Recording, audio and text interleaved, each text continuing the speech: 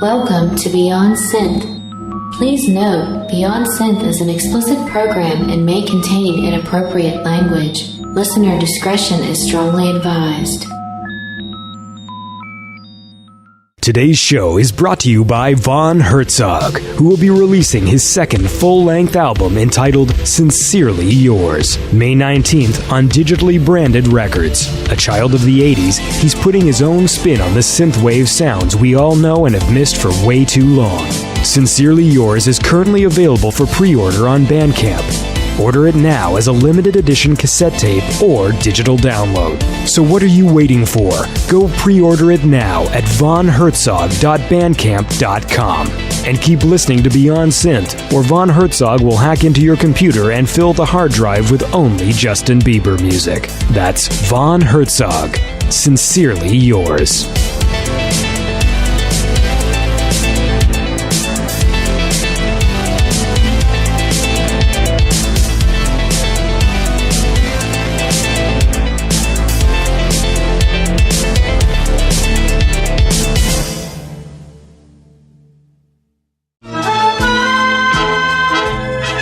We now return to Beyond Synth.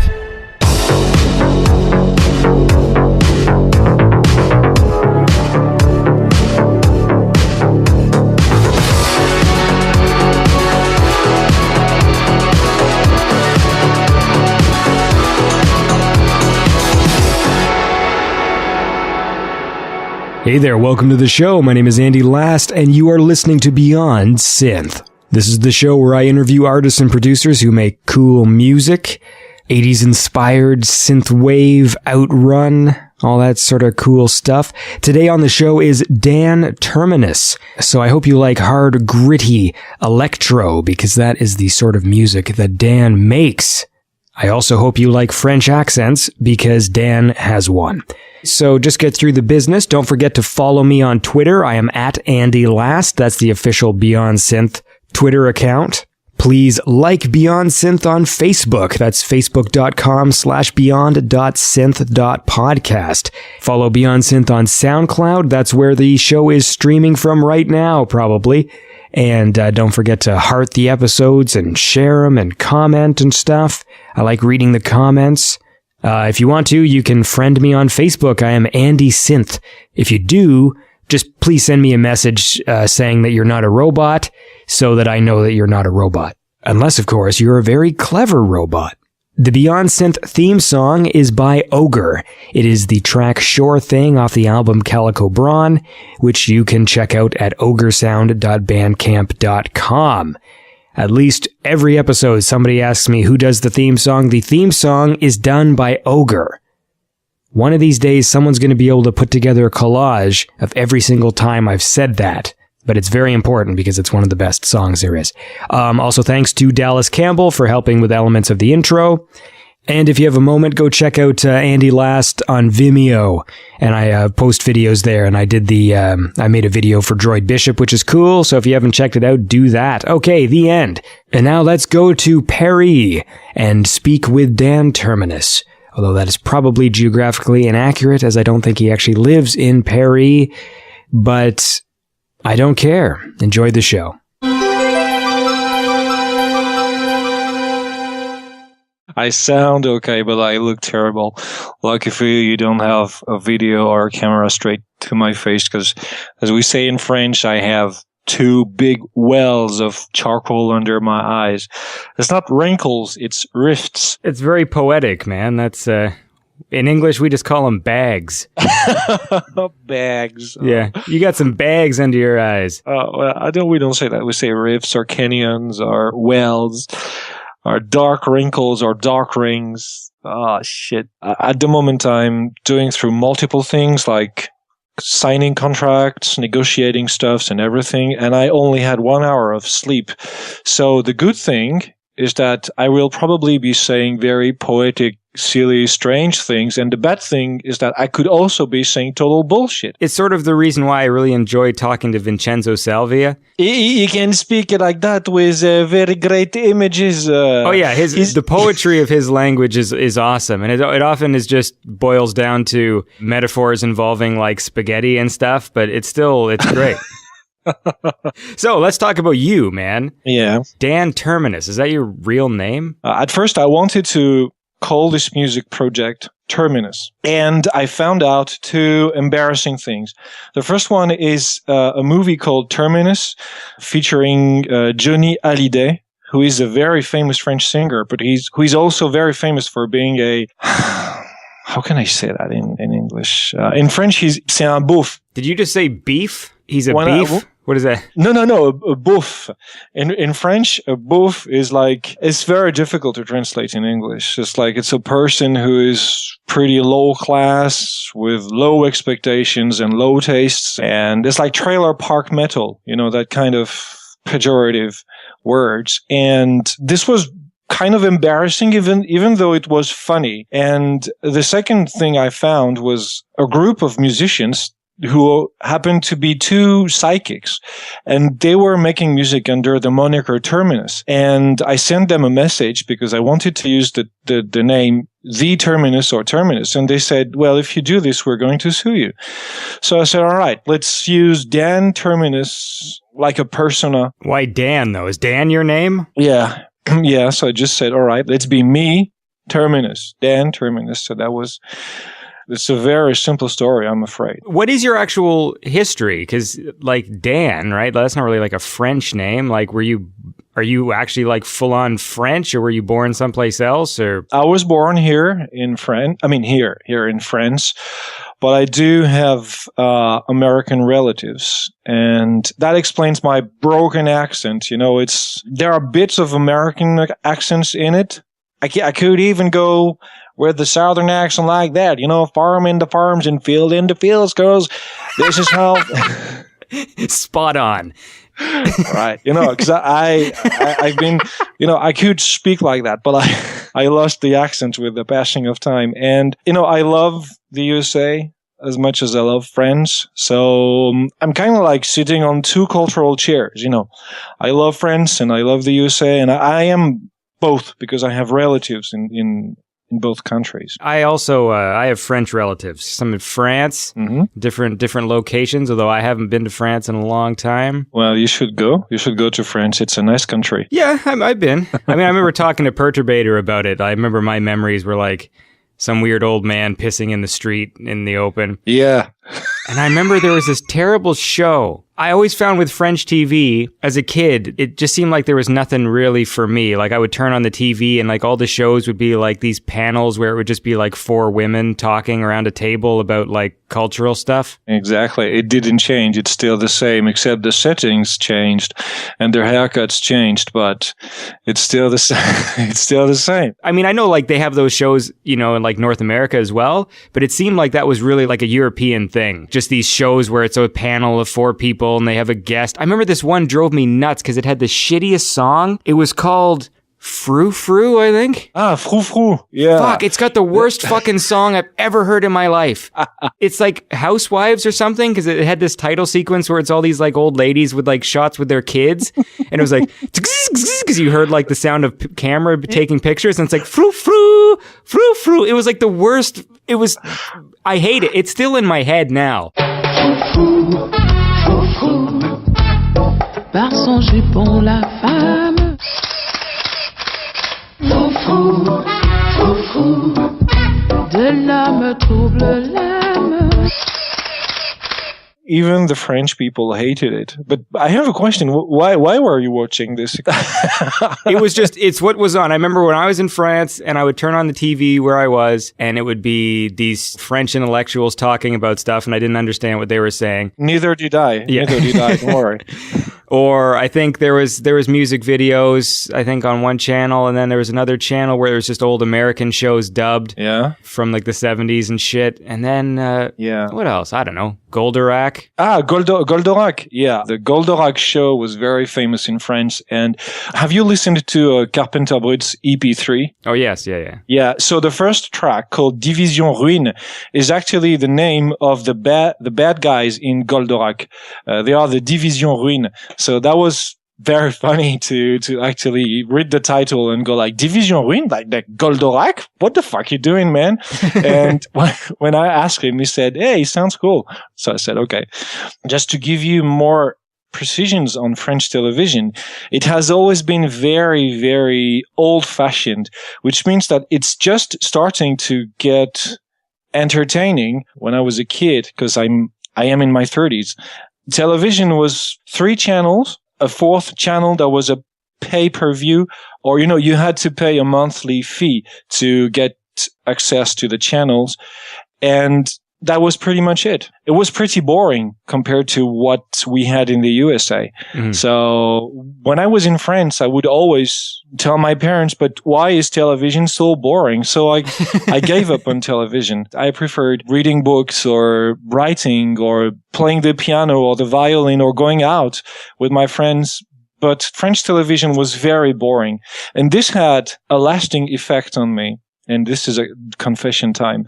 If you make me sit in front of a television set, it will suck the life out of me. I will be mesmerized by it.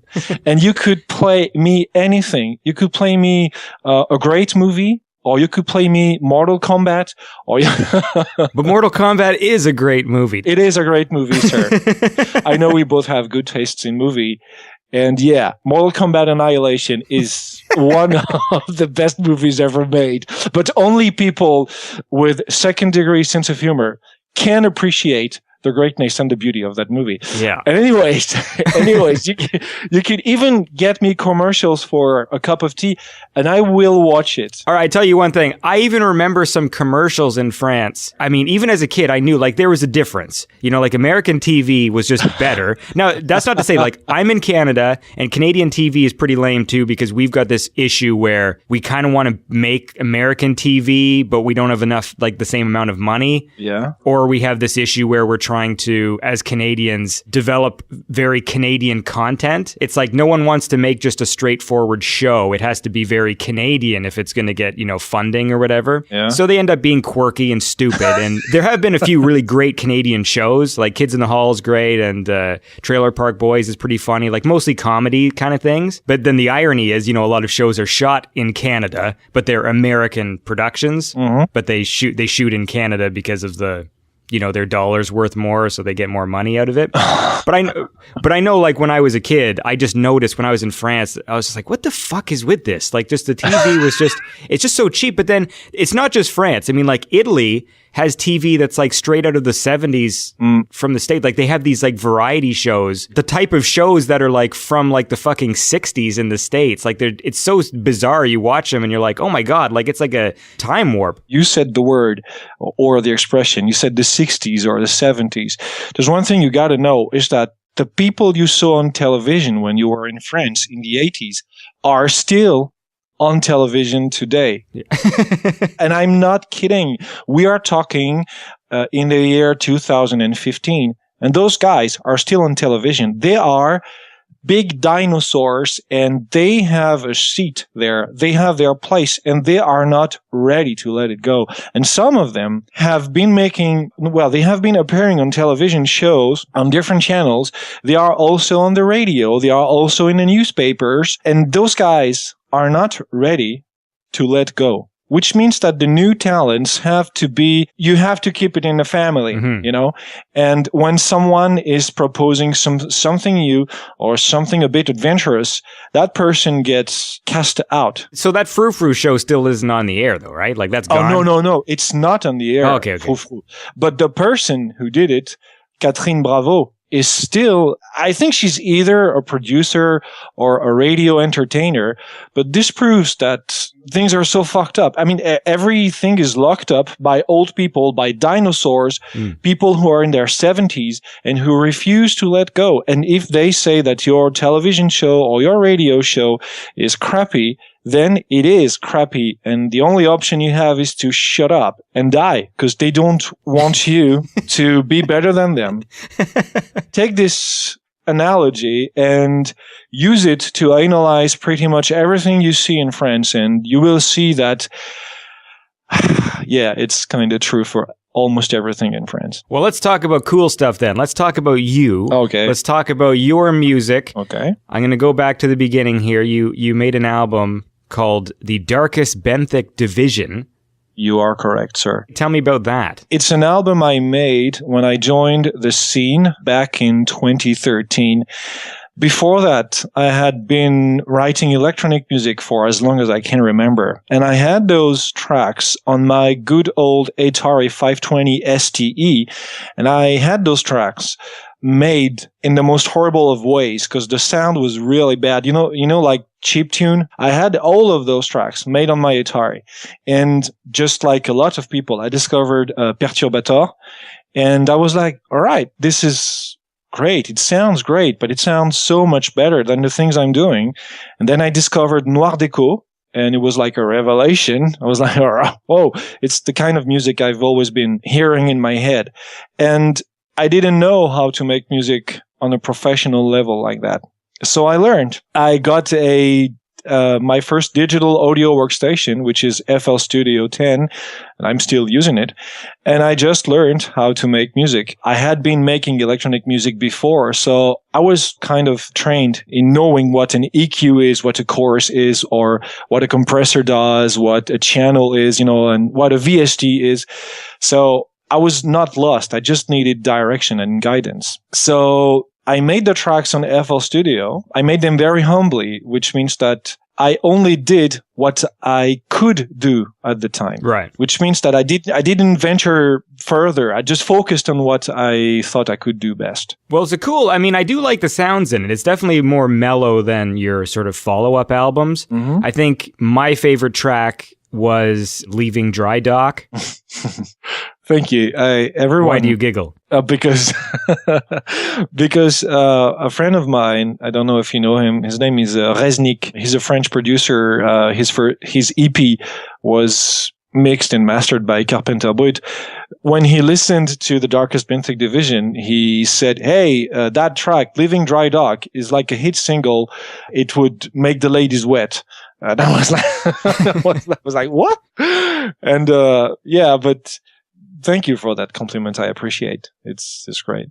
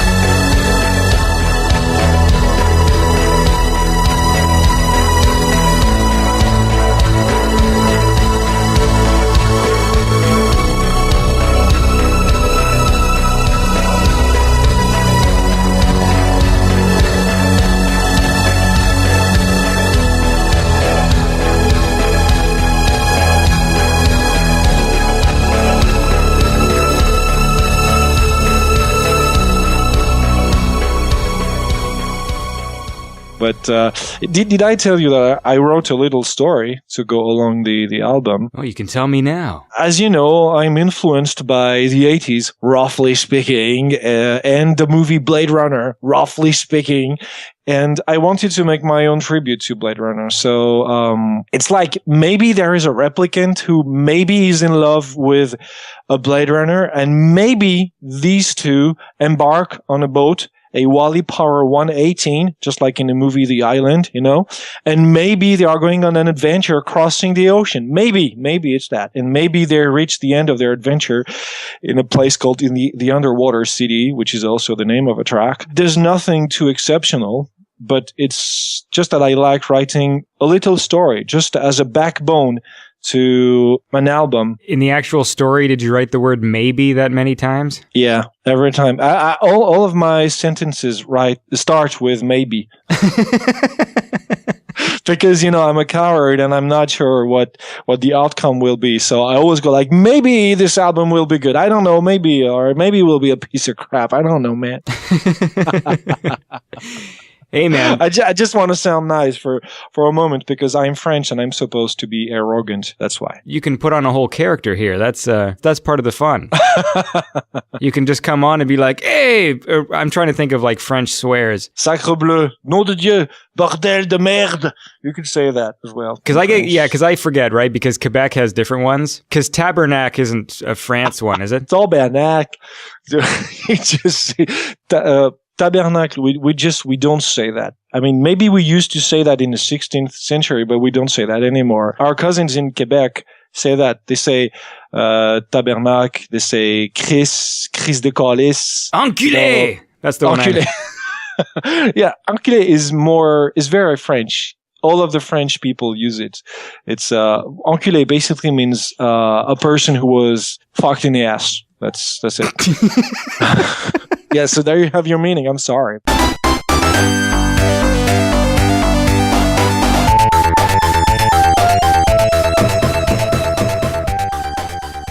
Okay, I have a funny story to tell you. Can I tell it to you? No.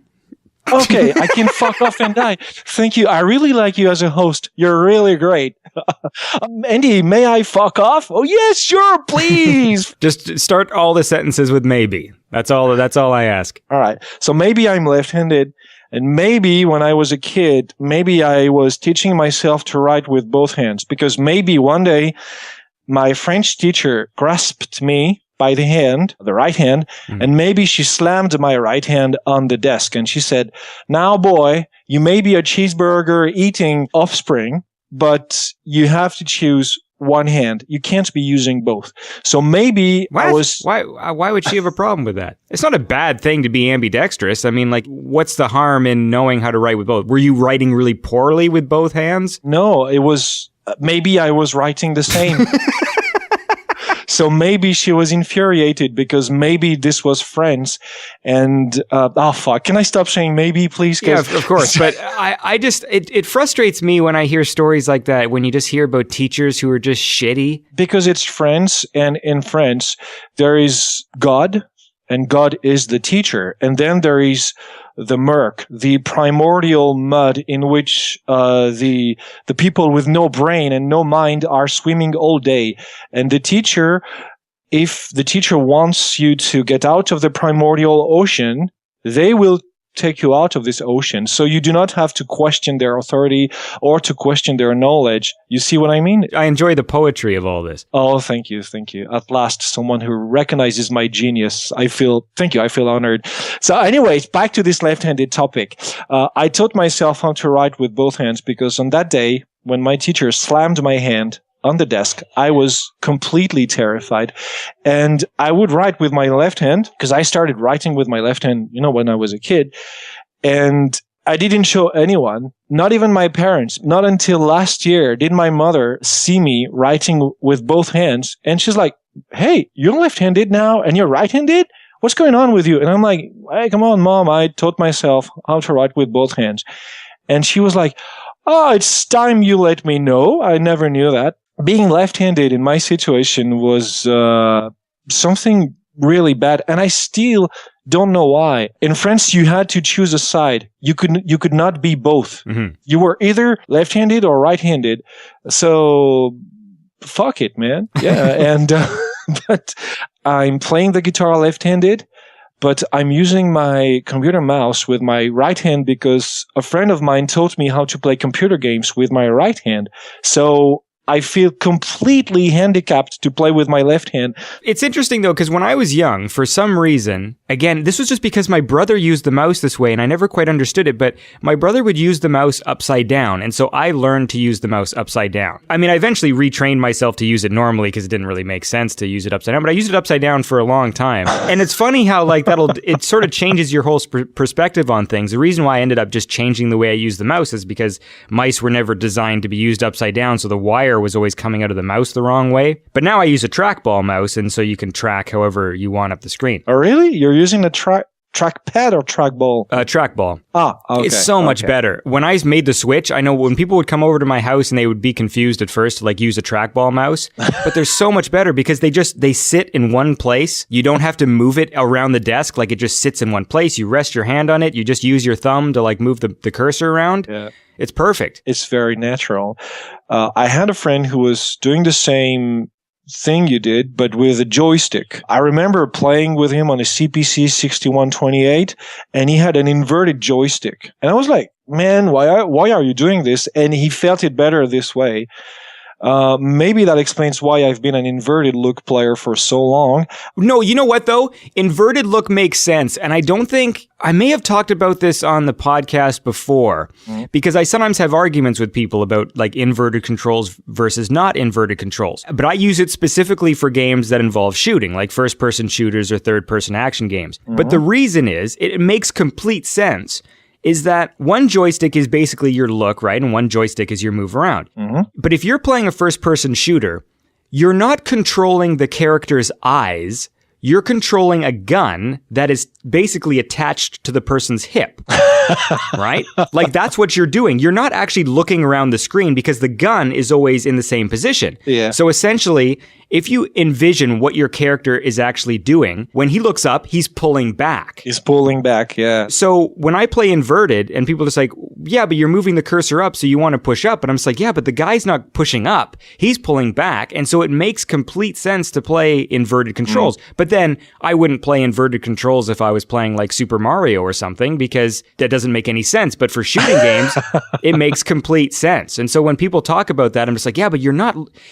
Look, it would be completely different if we were playing virtual reality and you were actually moving your head around independent of your gun. Because if that was the case, then yes, your eyeballs look up. But technically you could argue that your eyeballs are also rolling back.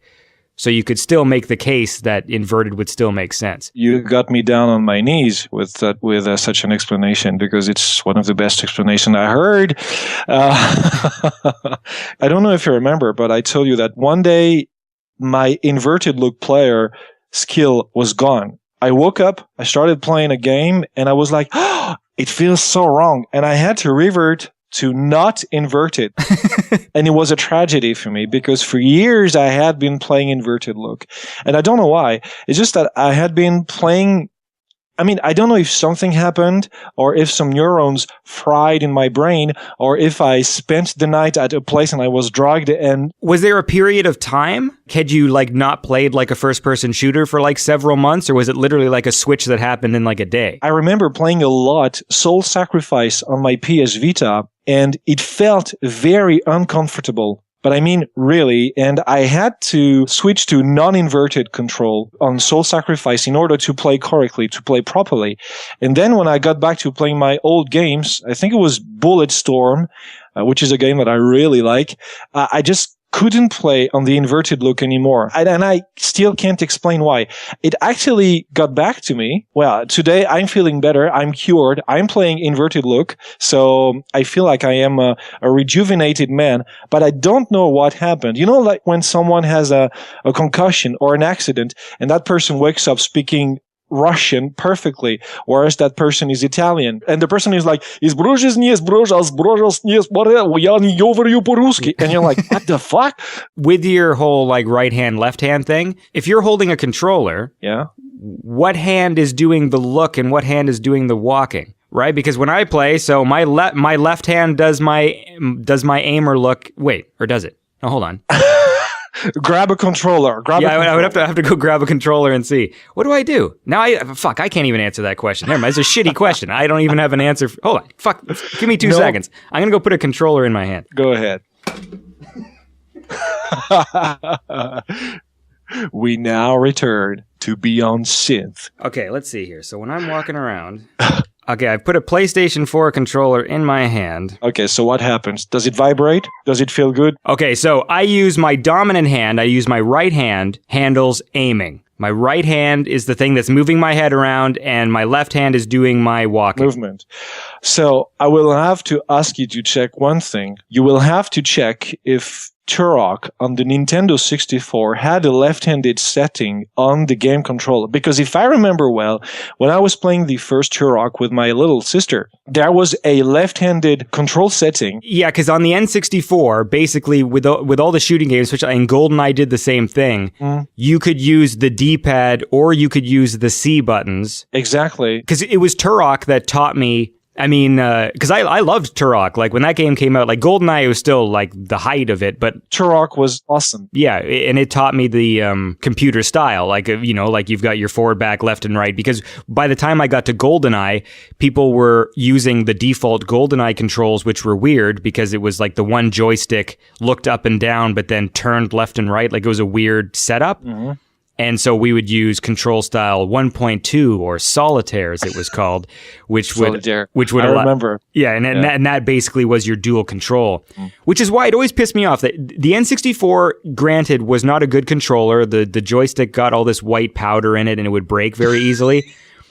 But whenever people would always complain, like when they played GoldenEye or like the controls were really shitty and stuff, I'm like, did you play using like solitaire? Because that essentially was like the prototype for the dual analog control. It just, the one thing wasn't an analog stick, but it was essentially, you were doing the same things, but it was backwards because I was using, in GoldenEye times, I was using my left hand to do the aiming because that's the way your hand sat on the controller in order to use the C buttons to move.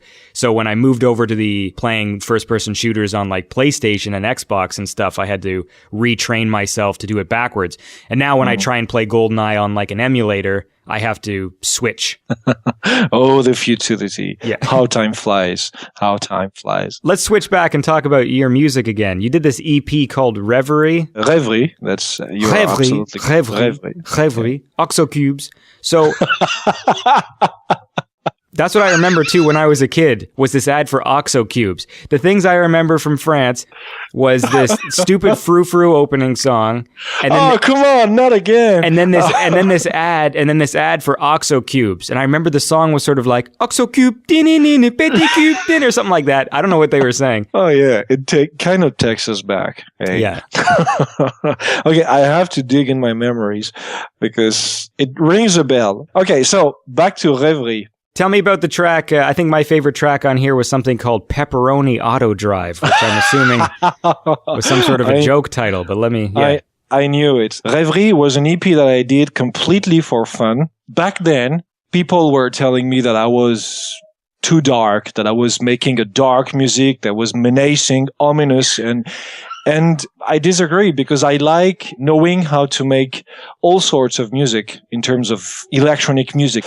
I think that being able to be as dark, brutal, violent, distorted to shit on the one hand, and on the other hand being mellow, sweet, soft, happy, loving, and caring makes for a bigger playground. It's like having a planet and the diameter of the planet is equal to how much you know in terms of audio skills, audio engineering, but also in terms of style. So I think it's better to stretch those two extremes as far as possible from each other in order to fulfill yourself as a musician and never get bored.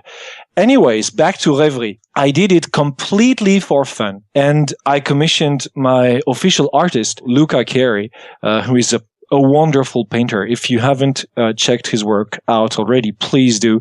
He's wonderful. I just wanted to make a collab with Vincenzo Salvia. But unfortunately, we couldn't do it because he was running out of time and he had a lot of other things to take care of.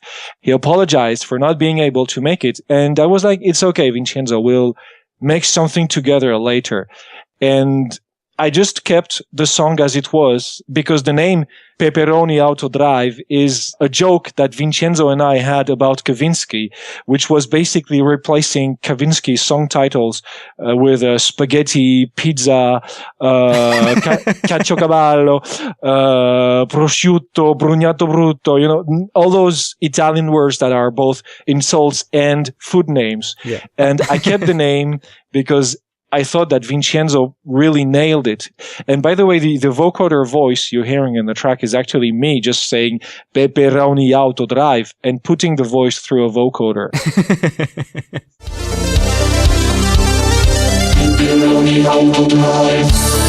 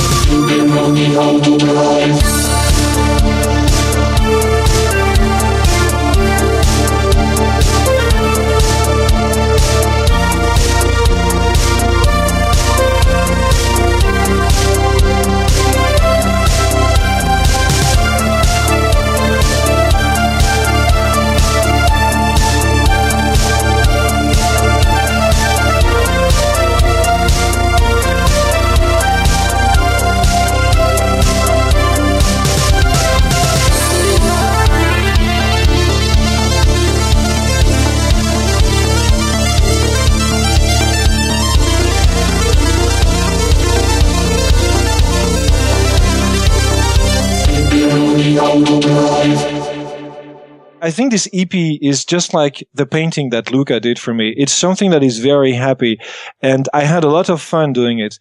And it's strange because even today, someone like Rick Shithouse, the person who is responsible for synthetics.fm, comes back to me pretty often and tells me that he likes this EP. And a lot of people go like, hey, I like Rêverie, it's really great. Maybe you could do more songs like that, but I don't intend to. I just did it for fun, just to let off some steam. Do you have consistent people who do like the album artworks? Yeah, I do. For my first two albums, The Darkest Been Thing Division and Stratosphere Canon Symphony, I commissioned my girls at Bad Taste Factory. They are two designers, two girls who are very talented. They make those minimal artistic t-shirts with Frank Zappa, Jimi Hendrix, Lemmy Kilmister from Motorhead, and they are painters as well. When I contacted them to make an album cover, they said that they were really excited and thrilled at doing it because they never did an album cover. So I just sent them a description of what I was aiming for, and they sent me a draft. And I was like, all right, let's use it. So they made it better. They finished it, and that was it. And we did the same for Stratosphere Canon Symphony, but I was already working with my other official artist, who is Luca Carey. And Luca contacted me on Facebook right after listening to my first album. And he said, hey, if you ever need artwork or paintings, please know that I am here and I'm willing to do it. And he gave me a link to his portfolio. I clicked the link and I was like, ow. Wow. Now this is some serious shit. I mean, he's a massive artist. He's a massive painter. I don't know if you've seen the cover of my last album, The Wrath of Code, but he did it, and it's fantastic. A lot of detail in them. They're very I'm trying to look for words. You've got the poetry here. You say something. I'm just going to say it looks cool, but it looks beyond cool because it's just Luca has a talent which is to overload a painting with many details, and when you zoom out, you do not see those details, but they are here. It's like someone who is holding your hand while you are moving at 1,000 miles an hour, but you're not even aware of it. And when Luca lets go of your hand, you realize that you are free falling, and maybe you are falling down to your death. But then again, he takes you by the hand, and everything goes fine again, and your heartbeat goes slow, and you see all those colors you never dreamt of. When you look at one of his paintings, you see colors that you never thought existed, but they do exist. And then again, when you stop looking at his painting, the world seems like a very sad and less colorful place. I mean, I'm not blowing smoke up his ass. It's just that I'm a fan of his work, and I think that he's a true colorist. He's extremely talented in terms of composition because he knows the classic painters. You could tell him about Gustave Moreau or Gustave Doré. He will know them. And he will tell you, yeah, I do not like their work, but their composition is the shit, man. So yeah, he wins in my book. He wins. So while we're talking about Stratospheric Canon Symphony then, so this was the album where you started sort of increasing like the pace of your music. So talk to me about the track Digital Onslaught. It was a track that I wrote for an independent video game. Someone contacted me and said, hey, Dan, I really like your music. I'm working on this game and I have this ID for a level. Can you do something? And I was like, yeah, sure. And I did the track in like 5 hours, sent him the track, and he was like, oh, it's fantastic. It's awesome, man. Bro. It's killing, skiller. Hey, man, it's piercing through my ass. I love it. And everyone... Sounds like a cool guy. Well, that's my impression, That's my just cool guy impression. Actually, you want trying to think. It's not always a stereotypical cool guy who runs around talking about how much he loves getting pierced in the ass. Yeah, but that's my definition of a cool guy. It's like you're going for a job on your first day of your job, and you have this guy who's really weird and really cool, and he's like introducing you to, hey, this is John. He's a cool guy. He likes his ass to be pierced up, so do not hesitate to pierce his ass up, and this will make you sound and look very cool. What am I supposed to do? Oh, you can plug a skateboard up his ass. He loves it, man. I'm telling you. You're gonna love working at this grocery store. I just love the idea of what kind of workplace this would be, where this is the introduction to all the people. Like, this is the craziest bookstore you've ever been in. If you can stop the first 200 pages up your ass, the rest is free. So talk to me about, so this guy said this song is good, basically, is what. And he wanted to use it, but for some unknown reason, and because I signed some NDAs, and because life is life, the project stalled. So I was supposed to write the whole soundtrack for the game. I was supposed to write levels, sub-levels, warp zones, options, credits, menus, cutscenes, everything. So a sports game then? Yeah. And since the project stalled, and since I had planned ahead of my schedule, and I had already written quite a lot of tracks, I had those tracks on my hand. And I was saying to myself that it was very stupid to release those tracks because it was way too early after the release of my first album. I sent the album to some of my producer friends, like, Jimmy, Perturbator, and he listened to the album and he said, hey, it's cool, man. I think you should be releasing it. And I wanted to make a collab. So I made a collab with Tommy86. And when he sent me his parts for the track, it was magnificent. The track turned from shit-ass pet fucking track to wonderful, magnificent piece of music.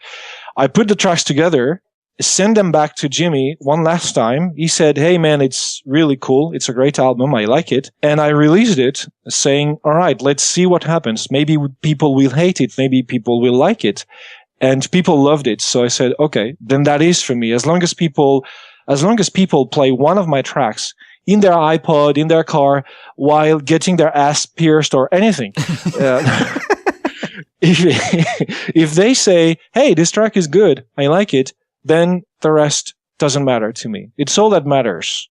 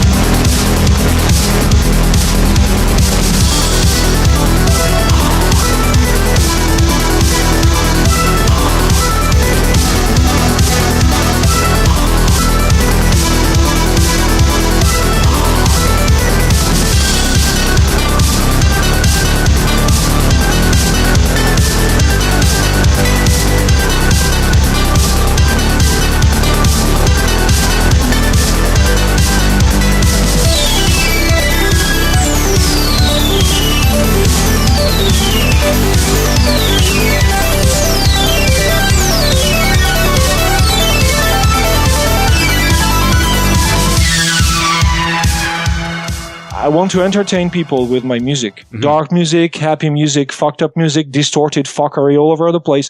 As long as they like it, it's okay. Okay, so we got to talk about that because you're the only person I know in the world that consistently uses the term fuckery.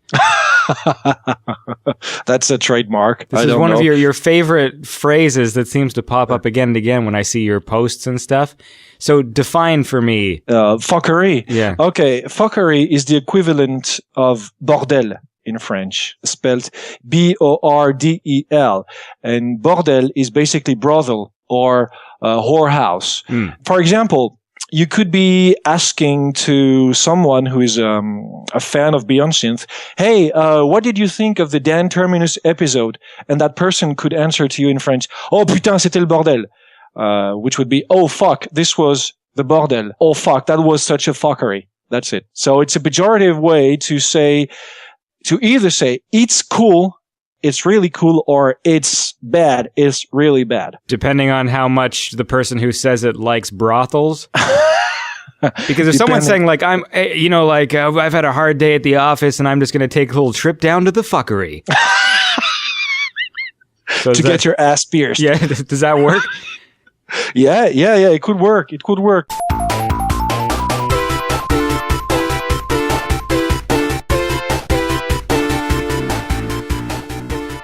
Let's just go back here. We're going to talk a bit more about this one, but you had Dallas Campbell did some vocoder action on one of your tracks. He did much more than that. He did vocals, guitars, synthesizers. I mean, I'm not saying, no homo, right? But he was such a charming guy. No. Homo. No homo. No, homo. No homo. No, I don't accept it. Whenever people say no homo, I have to remind them, no. Homo. Anyways. No, man, Dallas is, I was talking to OGRE about this the other day when we were talking about Dallas, and he's just like, Dallas is just such a dude. He's such a dude, yeah. He's the dude. He's just such a dude, man. He's got a cool voice, and he's just like, yeah, man, like he just seems like a really chill guy. Yeah, I love him. I love his voice. It's so great. But anyways, to be back on topic, I had a problem with that track called no exit, no escape, no survivors.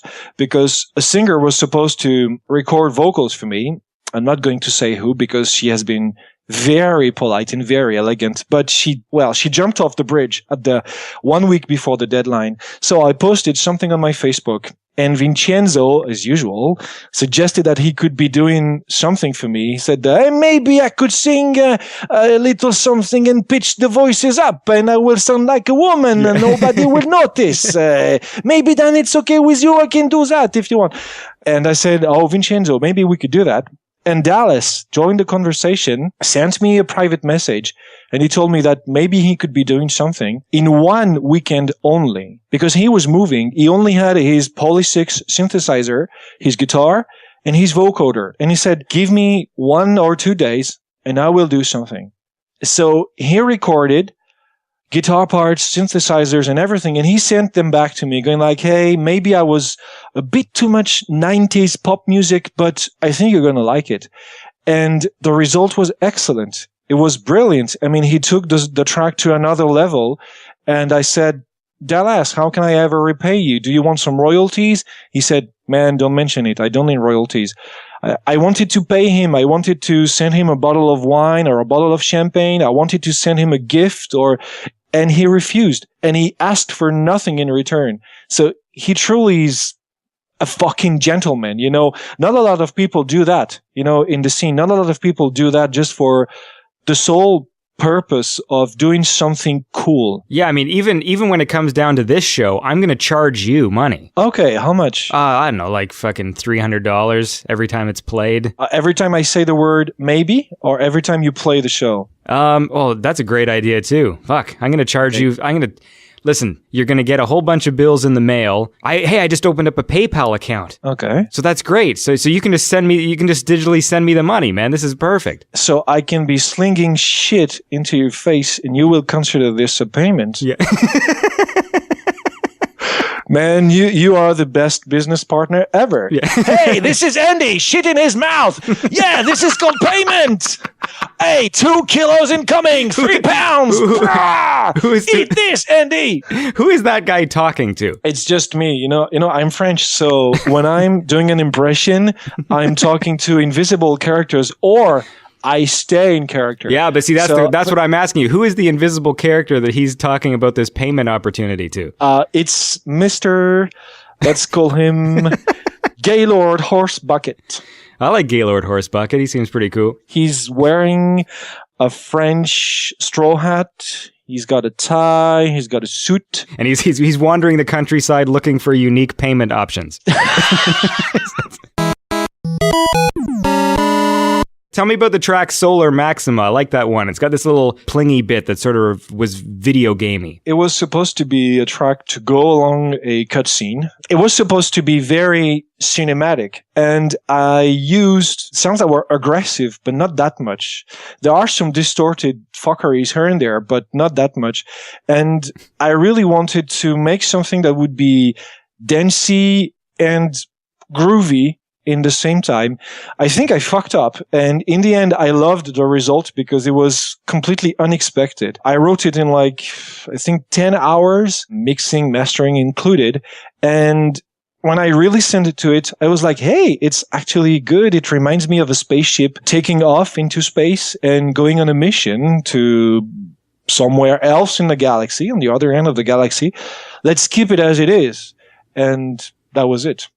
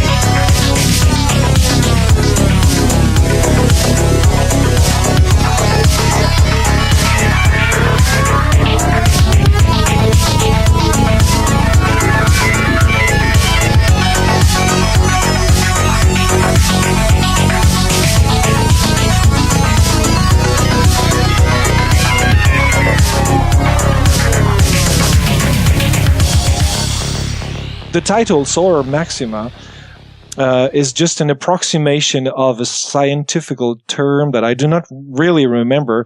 It's when the sun is at the apex or something like that. I mean, when the magnetic rays are at their pinnacle or what the fuck ever, something like that. I don't even remember. But I thought that Solar Maxima was sounding cool because it could either sound like a spaceship name, a Japanese car name, a brand of cookie, or a B movie. So I said, all right, I just leave it like that. Do you have fun coming up with track titles? Absolutely. I look at these ones where you got like sensory cascading failure, giant golden naked woman retrieving apparent magnitude. Yeah. Where do these come from? What was the first one you said? Sensory cascading failure. All right. Yeah.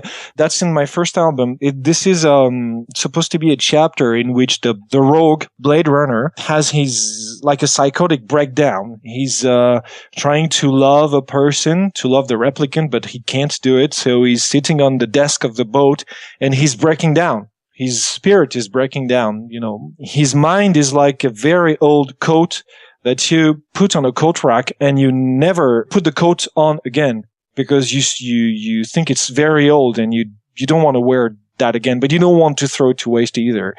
So that's what it's supposed to mean. The other one was a giant golden naked woman. This is a suggestion by Luca because when he was painting the Reverie cover, he said, hey, do you mind if I had a giant golden woman in the background of the painting? And I was like, I don't mind at all. Please do. I would love that. So he did. And I was looking for a song title. And I was like, oh God, how can I name this track? And I was looking at our conversation log and I said, hey, that is cool. Giant golden naked woman. That was it. That was the name of the track. I like to think about song titles because I do not want to go Miami Neon Night Driving Beach Cruise Palm Tree Highway Chase of the Star of the Killer Midnight Sunset Beach Cruising, you know, that kind of thing. I don't know why you wouldn't want to do that. You'd be the first. Actually, you know, the joke is that you wouldn't even be the first to do that because Grooveworthy, who puts together those joke albums. I was on the last compilation as well. Yeah, so was I. To get back on that topic, I like finding a song title that will not sound too cheesy. Mm-hmm. Even though I found a title that is Restless Destroyer, it's not supposed to mean anything. I just thought it sounded cool. And I want people to be entertained by the song titles. So they can say, hey, this track called Abandoned Ship Graveyard. Hey, it's massive. It reminds me of a naval graveyard with all those rotting ships here and there. Yeah, I think I like the impact of the words, even if it implies putting words together that have nothing in common. We should talk about your newest album, The Wrath of Code. On this album, tell me about the track Cherenkov Blue Overdriver. Cherenkov Blue Overdriver is a track that I wrote. It's a funny track full of sounds that are distorted because I love distortion. I love those dirty sounds that sound very clean and powerful when you put them together. It's on the verge of being unpleasant, but still it has some sort of a musical quality that may catch the listener's ear. I really wanted to show people what my style was like. It was like a teaser, like an apéritif, as we say in French, like an appetizer before the big French meal. So, oh, by the way, I forgot to explain the title for you. It's supposed to be a joke name, but it also refers to some sort of a speed machine that you could see in the game F-Zero GX. If I had to build my own race pod in F-Zero GX, it would be blue, the color of the Cherenkov effect. I don't know if you know of the Cherenkov effect. It's when some particles are going faster than the speed of I know how to say it in French. Nerd! But I don't know. Nerd! I am a nerd, man.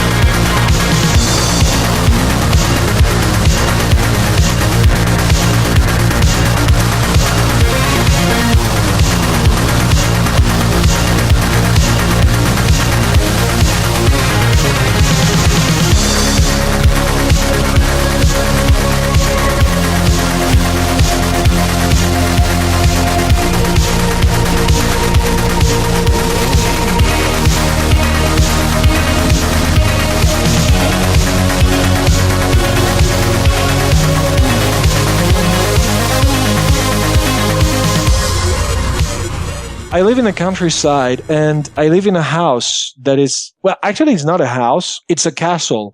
I live in a castle that was built in the 15th century in an old village in France. There are only like 1,000 people in my village, and I live in the castle. I rent an apartment in the castle. How's that for your Wi-Fi connection? Do you remember how your internet connection was in 1995? Yeah. Well, that's just about my internet connection as it is today. When I get on Steam to download a game, let's assume the game is 6 gigabytes. It takes me 2 fucking days to download it. It's a miracle we are even talking to each other today. Because if I take my laptop and if I go on the other room, the connection will be disconnected because the Wi-Fi doesn't get through the walls. Those walls are made of fucking stones. You see those old medieval stones? These are my walls. I banged my head, smashed my head almost open, cracked my skull like 13 or 15 times on those goddamn fucking doors. I mean, those guys back in the days were making rooms that have ceilings that go up to 3 meters 50. Mm-hmm. And this is the height of my ceiling, 3 meters 50. And those fucking doors are 1 meter 55 tall, and I'm 1 meter 95. Fuck it, man. I'm dying in my house. Why would you make a ceiling so high with doors so small? Is it possible then that the reason why you switched from inverted control to not inverted control is that you tried walking through your door and just slammed your head? Now that you say it, maybe, because my girlfriend told me that I've not been the same lately. Yeah. Talk to me about the track Grim. I have a main story for the album, and I write tracks with a happy state of mind. But once I am seated in front of my computer, I look like a fucking accountant from hell. You know, like I have no expression on my face. I'm working. And Grim is the track that is the most complex on the album.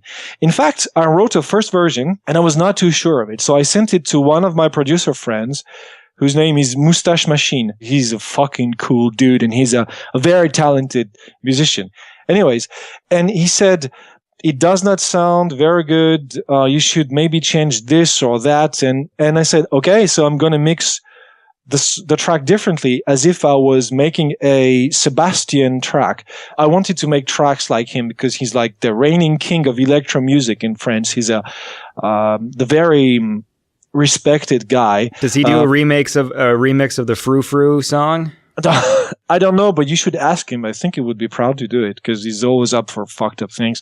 Anyways, he made an album called Total, and you should listen to it because it's like the basics of every hard electro music in France. I mean, as much as Justice will make you think of French electro music, Sebastian will make you think of French hard electro music. So Grim was supposed to be my own personal interpretation of a French hard electro track. I just had fun making it, keeping a grim profile, like a dark and ominous profile, yet being melodic. I wanted the track to be groovy, powerful, distorted, melodic, but not too mellow, not too soft ash.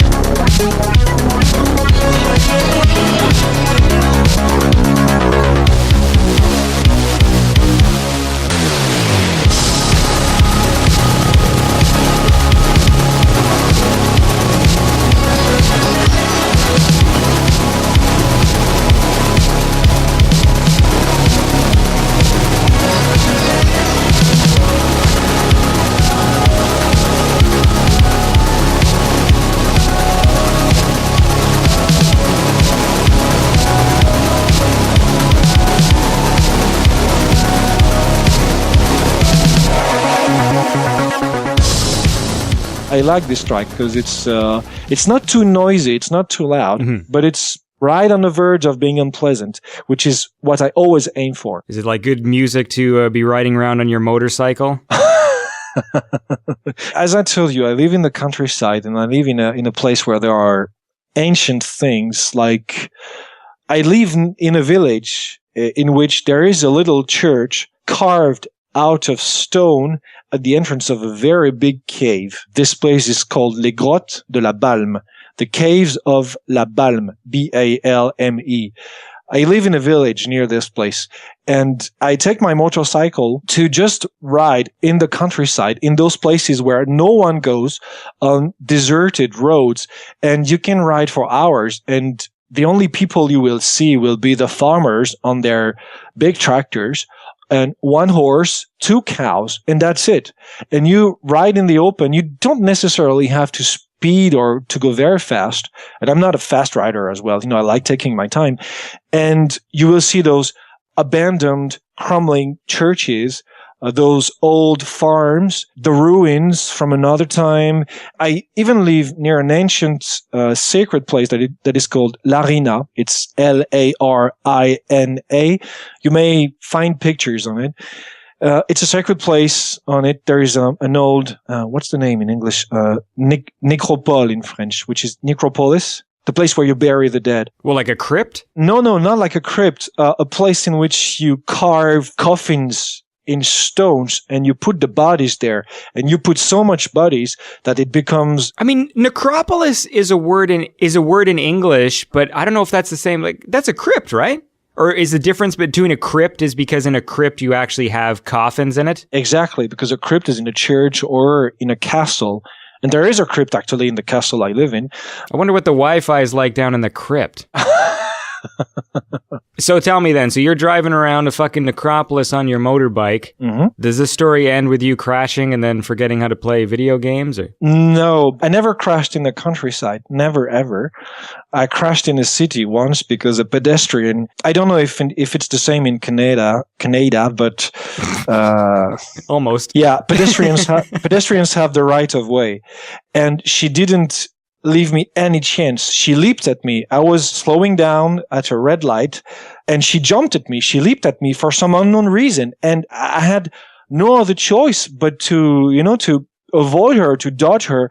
But since she bumped into me, she almost made me trip, and I lost my front wheel. I don't know why, and I crashed. And the next thing I know, I'm lying on my back with firefighters helping me and people telling me, "Are you okay? Do you want some water?" And I never knew what happened. Mm-hmm. So yeah, that's the only time I crashed pretty badly. But I love riding in the countryside with my motorcycle, and I love riding alone. No cows have ever leapt in front of you while you were driving? No, because cows are peaceful animals and they know not to fuck around with riders. Did you know I gave up on cigarettes? Well, that's a good thing. I know it's a good thing, but it was against my will. When I was with Jimmy, that is to say, Perturbateur, we would smoke like...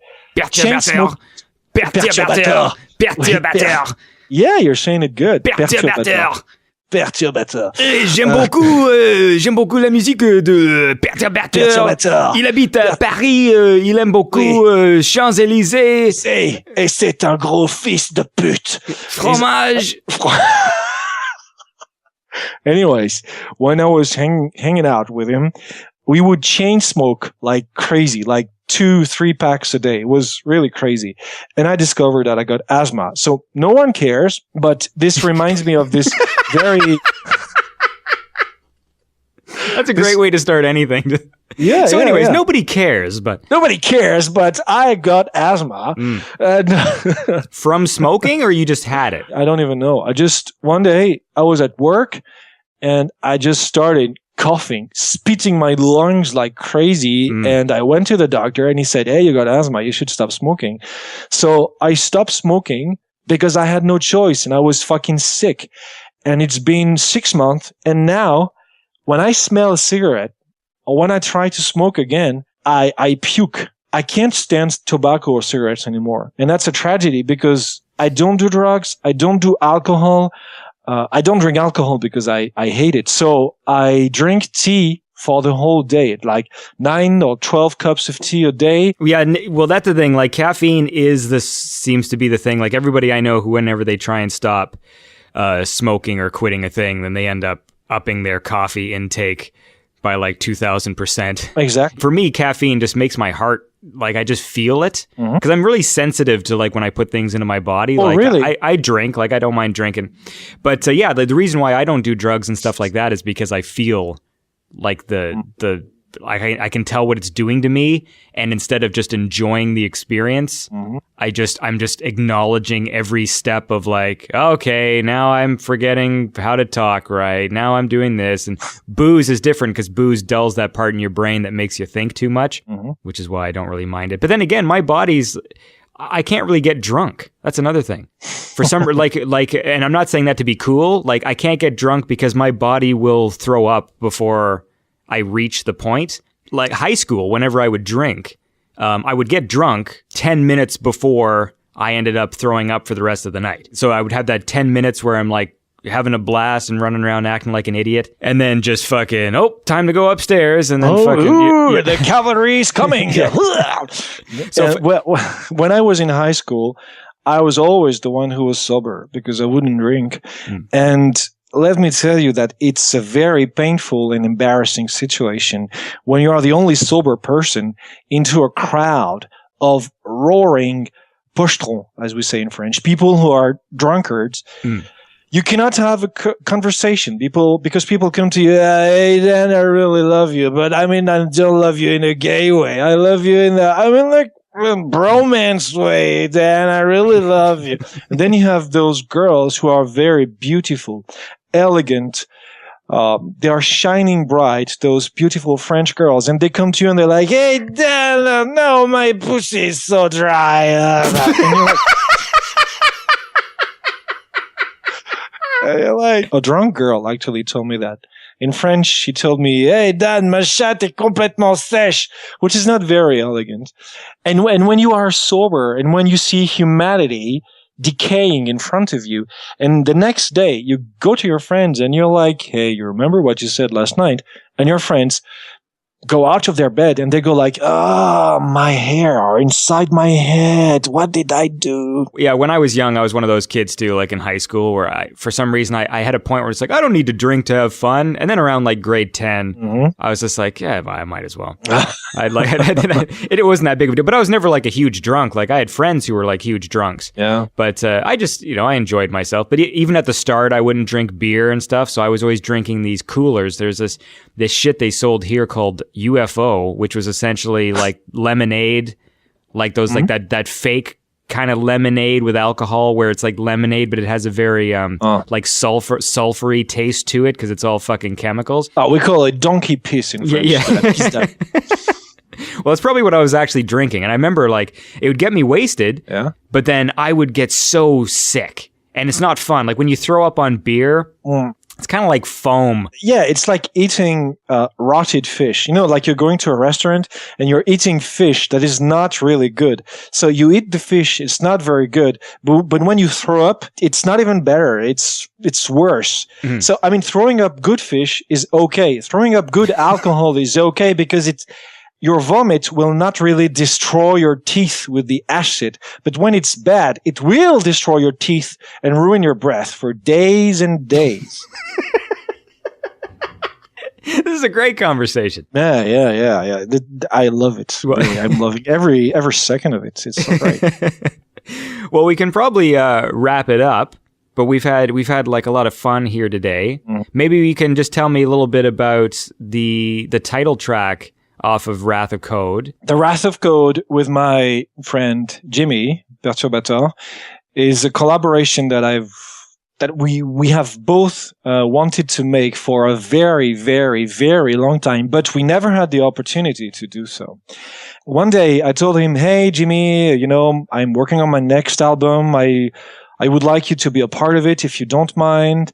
And he said, yeah, sure, man, I would love to do that. So I sent him a track and it was a blast. It was the loudest track I ever made. I had to pull him down on the levels because he was like blasting my computer. And I fucking loved it. And I really had fun doing it with him because he did it very fast. He was straight to the point. Jimmy Perturbator. It's him. You can hear it's him, and you can hear it's me as well. And the two mixed together is a complete fuckery that I really love. I sent him the result, the final mixed and mastered track, and he said, "Oh man, you pierced another hole through my ass. So now I have 2 assholes. It's okay. I love this." So, I mean, that's a French joke turned straight into English, but it's the way to say that ça m'a fait un deuxième trou du cul in French, which means it's so powerful that the song pierces through your ass to make another ass. And he loved it, actually. The track, not the double anal piercing, but the track.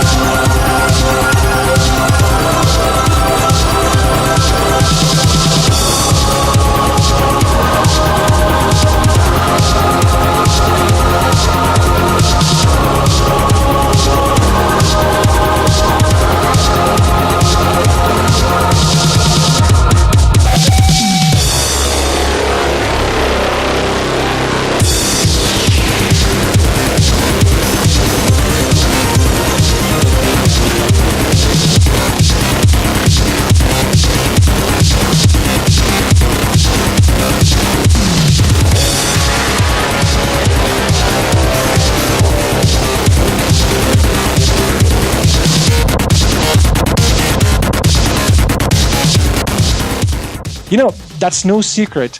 Jimmy is one of my best friends in the scene, and I love him like a brother. He's a really cool guy, and he taught me a lot of things. He always gave me advices to make me become a better producer. He never told me, you should not do this, or you shouldn't do that. He told me, here are the options, and you choose whatever option you like best.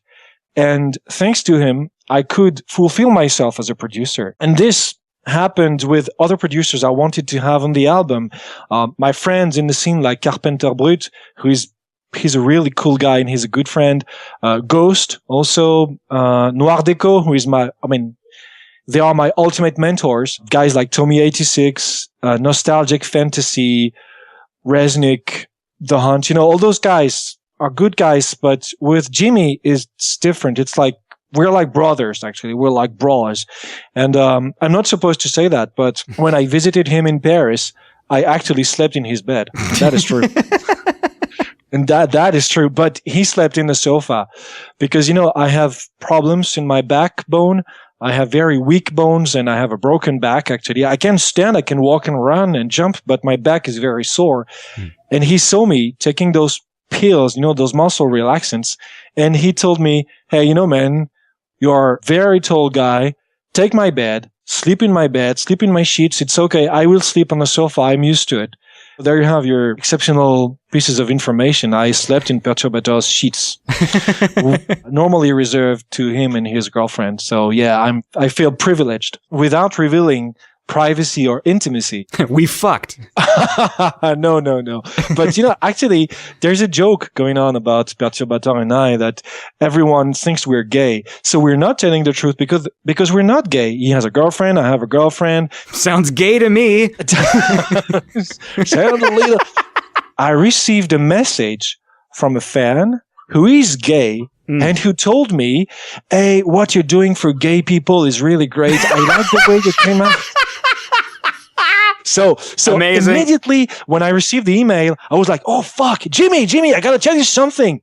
There's one guy who actually believes we're gay. And he's like, hey, let's do the joke. It's okay. So we're gay. And I'm like, okay, we're gay. So I replied to the guy, hey, man, it's okay. Thank you. I'm gay. I'm with Jimmy, but he's the one who bites the pillow. So it's okay. So That's what makes you feel better about the whole joke. Yeah, but I'm the guy fucking the other guy. Exactly. There's a big difference. That's a big difference. Anyways, it's just a way to say that we're good friends, and he's a really cool guy. And he's, I'm an old guy. I'm in my 30s, and he's very young. He's 22 now. But when you talk with him, it feels to me like you're talking to a guy who is in his 30s. And I really like him for that, because we can carry out really great conversation. Yeah, he's a friend. He's a true friend, really. Oh, well, what a sweet way to end this conversation on such a lovely note. Thank you, Andy. I appreciate it. Anyways, man, it was great talking to you. Thank you. It was really great talking with you too. I really enjoyed your tone and your natural laughter, which is it's full of light. Your laughter is bright, as we say in French. It's exhilarating. Before I go, I want to thank you for this very pleasant conversation. I really, really enjoyed it. And that was Dan Terminus. We had a lot of fun, a lot of good laughs, a lot of French, all that great stuff. I hope you guys like the show. Please tune in next time. There will be more shows, so tune into them. And that's all I got. Beyond Synth listeners, roll out. Ah, fuck it. I'm not good at catchphrases. Tell you what, if somebody out there writes me a cool catchphrase, I'll put it in the show, and that'll be my sign-off. Think of a good synthy sign-off. Because Beyond Synth listeners' rollout is a shitty one. Hope you guys have a lovely day.